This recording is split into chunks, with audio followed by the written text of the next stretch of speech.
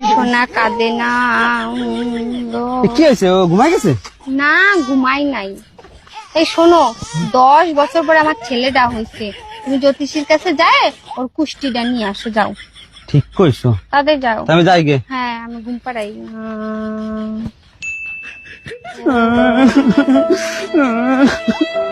কি হয়েছে, কাঁদতেছো কেন? জ্যোতিষী কইছে এই বাচ্চা যেদিন বাবা ডাকা শিখবে সেদিন এই বাচ্চার বাবা মারা যাবে।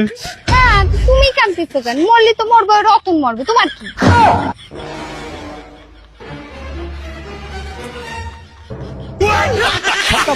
ভাবি, তোমার বোনটা কি আমার কাছে বিয়ে দিতা না?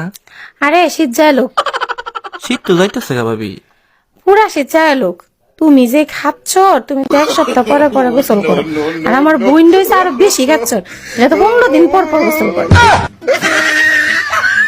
কি ব্যাপার, আজকে হঠাৎ রাতের বেলা হাতে মেহেদি লাগালা, কাহিনী কি? টুম্পা ভাবি বলছে হাতে মেহেদি লাগান, লাল হলে বুঝবেন অন্য কারোর সাথে সম্পর্ক নাই, আপনাকেই ভালোবাসে। ভালো না বাসলে 4টা বাচ্চা কি বাতাসে ভাইসে আইছে? এই প্রশ্নের উত্তর কালকে মেহেদি ধোয়ার পর তোমাকে দেব।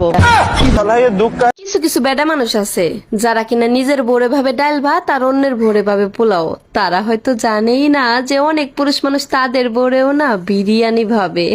অনেকদিন তো ফোনে কথা বললাম, তোমার কি আমার সাথে দেখা করতে ইচ্ছে করে না? ইচ্ছে তো আমারও করে, যদি তোমার বউ টের পেয়ে যায়। আরে তোমারে তো বলাই হয় নাই, আমার বউ তো 3 বছর আগেই মারা গেছে। আমি মারা গেছি আর আমি জানি না? তুই আজকে বাসায় আয়, তোর খবর আছে। এই, আমাদের বিয়ে পড়াইছে কাজী সাহেবকে কত টাকা দিছো? কাজী সাহেব বলল চেহারা বিবেচনা করে যা মনে চায় তাই দেন। আমি শুনতে চাইছি কাজী সাহেবকে কত টাকা দিছো? 100 টাকা দিছি। আমার চেহারা এত খারাপ যে 100 টাকা দিছিস? আর কাজী সাহেব যে 80 টাকা ফেরত দিছে। কি? হ্যালো টুম্পা, বাসায় কি আমাদের বিয়ের কথা বলছিলা? কইছিলাম মোর আব্বা আম্মা রাজি না। তাহলে এক কাজ করি, চলো আমরা পালায়ে বিয়ে করি। ছেলে কাল গুই ফলাম, সাথে তোমার মায়ের সব গহনা নিয়ে আইসো। দাম রাহালার ফলা মুই টুম্পর মা। এই শোনো, এই শীতে আমি বাপের বাড়ি যাচ্ছি। পুরো গরম তোরে সহ্য করছি, শীতে বাপের বাড়ি যাওয়ার জন্য? গরম দেখাবা না, বাচ্চা রেখে বাপের বাড়ি যাব আর ফিরবো না। তুই শুধু যাইয়া দেখ, বাচ্চার মায়ের নাম আমি পাল্টায় ফেলাবো। আর আমি তোর বাপের নাম ভুলাই দেব।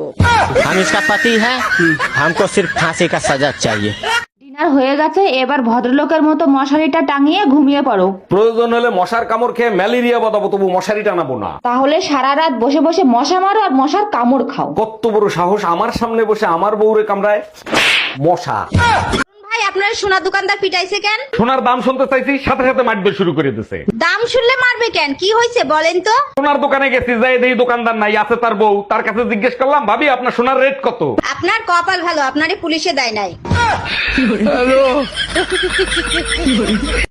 আমি ল্যাংটা ছিলাম, ভালো ছিলাম। তাহলে একটা কাজ করো, দূর, তুমি খালি গানের মধ্যে ব্যস্ত লাগাও। কি কাজ করবো?